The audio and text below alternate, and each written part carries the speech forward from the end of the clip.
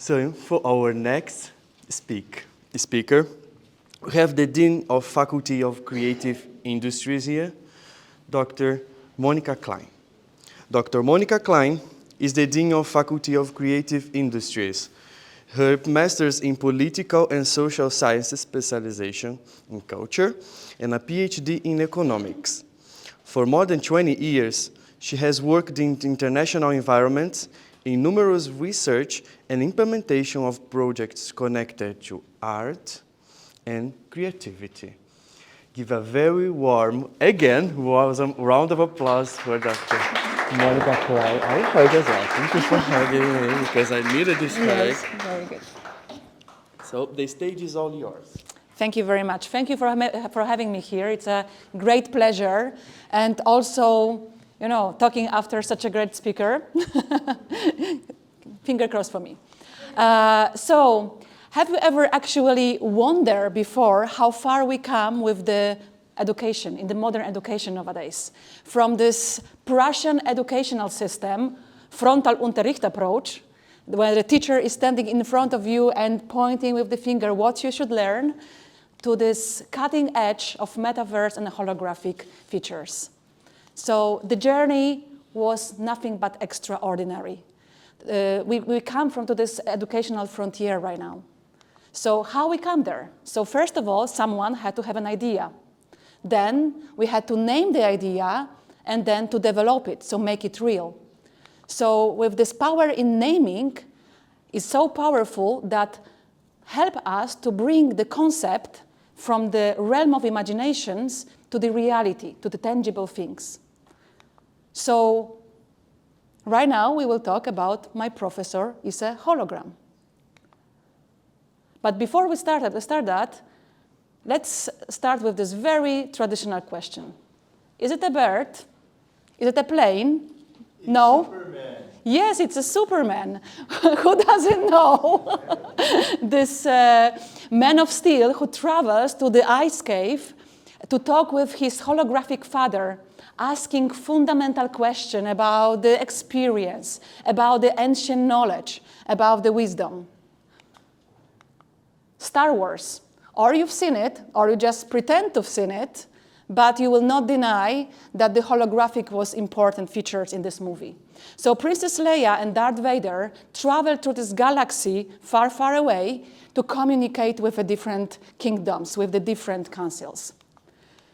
The last, little bit less known British gem, Red Dwarf. Here, Arnold Rimmer is a hologram who is a facade, the human facade for the artificial intelligence.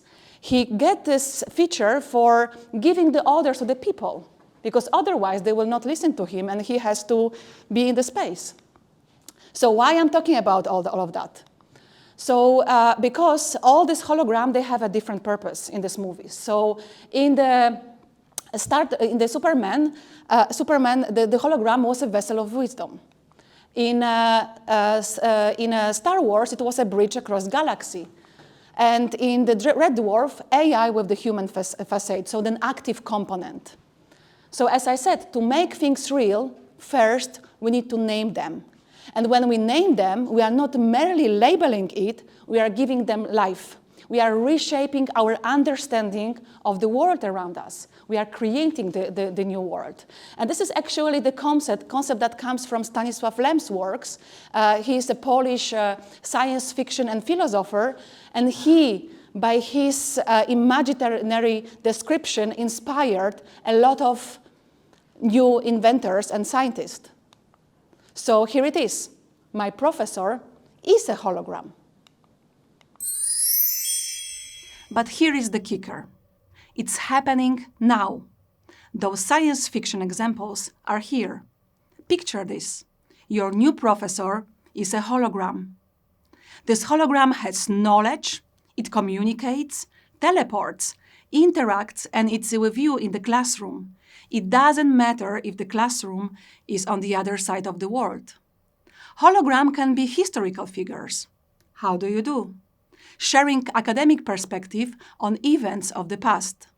In the same time, hologram professor is not limited by distance or location. They are not limited by time. by which I mean their busy schedule.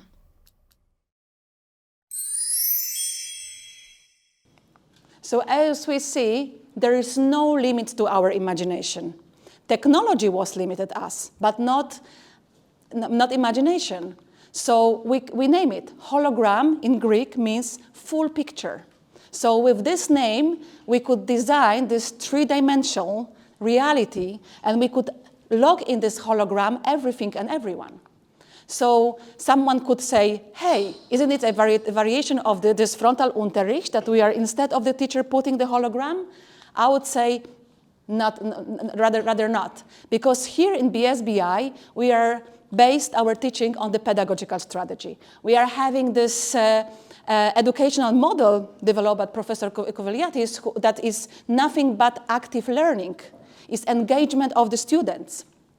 We have technology, a part of the hologram, a part of the robots, a part of this second life. We are using Canvas, Kahoot, Miro, and also very many other softwares that help us to engage students, that it's not only one-way education, but very huge and very dynamic highway.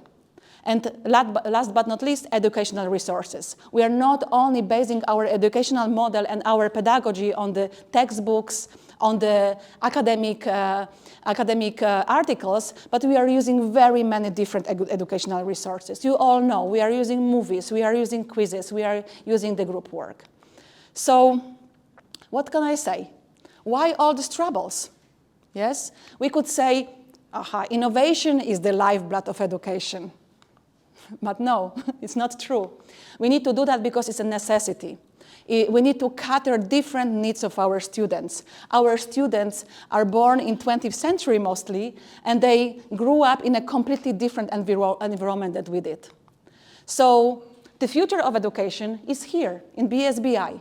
Is the future where we don't have physical boundaries, where the time is not a limit, where the possibility of learning are limitless.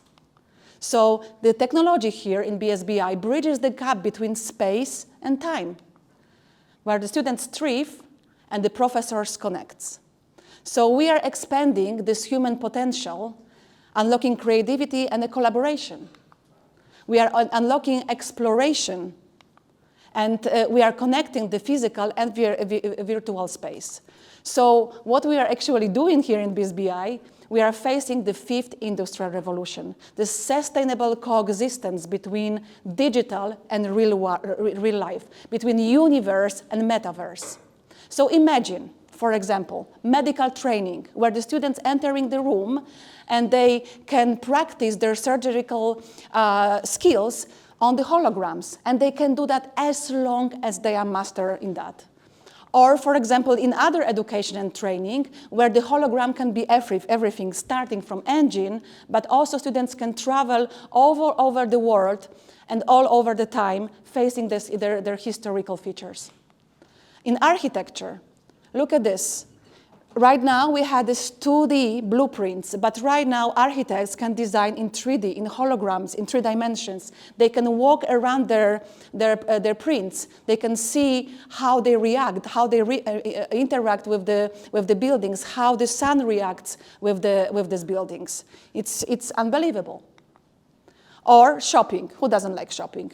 But right now, we are so limited with the time that maybe we can transfer this shopping to home and use the hologram. And at home, we can choose all these nice clothes and see how we look like.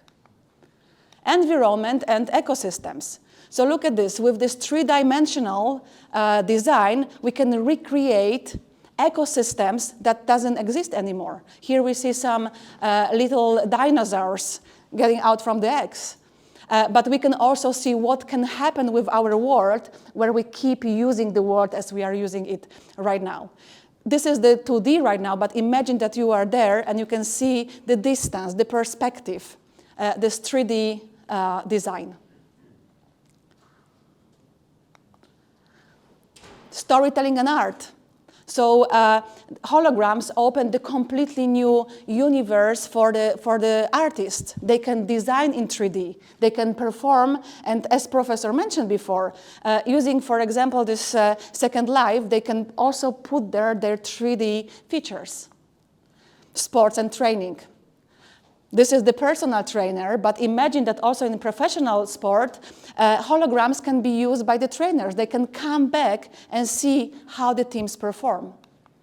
Space exploration. So this is actually the concept developed by NASA. So the engineers can travel to the space and help to repair the ship, but also the people who are in the space then can travel as a hologram back to the Earth and meet with the loved one. Last but not least, entertainment. This is Whitney Houston, that it's not with us anymore, but using the hologram, we can recreate her and experience her beautiful voice and beautiful experience. I can go like that, and just really every aspect of our life can be covered by the hologram. So, as we see, this is a fusion of the real world and the holograms. But someone can say, hey, you know, you are so good, you know, like you are giving so many examples. But isn't it scary? Isn't it like that holograms can replace everything we've known? But I say, of course, don't be afraid, because digital cow will never, ever give us the real milk. It is unforgettable to touch the soil and grow the corpse. Look at this food, you know, smell of the food. Sharing that with the others. It's a core of our existence. Drop of the lemon on your tongue, everyone is doing what? The surface. We are in the middle of the autumn, breeze of a warm wind, sun on our faces. Music, we are all listening to this digital music, but there is still space for these vinyls. There is still space to go to the club and listen to the music, the live music we love. Touch of the real book, unforgettable. So the world is beautifully tangible. The food we grow, the art we create, the buildings we construct are manifestations of our human experience. So we have 6 senses, 5 physical ones, and 1 the sense of ourselves. So we need to use them all to be really human. So with this story, I think that I brought you a little bit a power of naming. By power of naming, we are not only giving the new meaning, we are facing the transformation of science fiction to science facts. So next time when you hear, is it a bird? Is it a plane? It can be your holographic professor showing you the wonder of the future.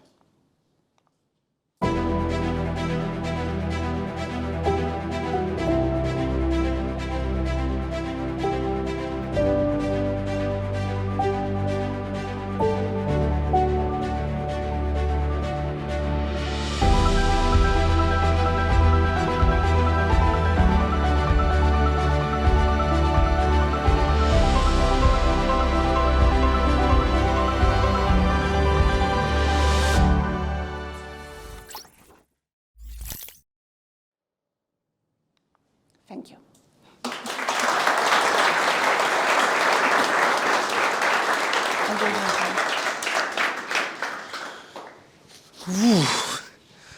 That was a tough one, right? So now we are going to say goodbye to our online streamers. Thank you very much for watching us tonight, to spend our time with us in this Friday evening. See you next time on next TEDxBerlin SBI event. Thank you very much.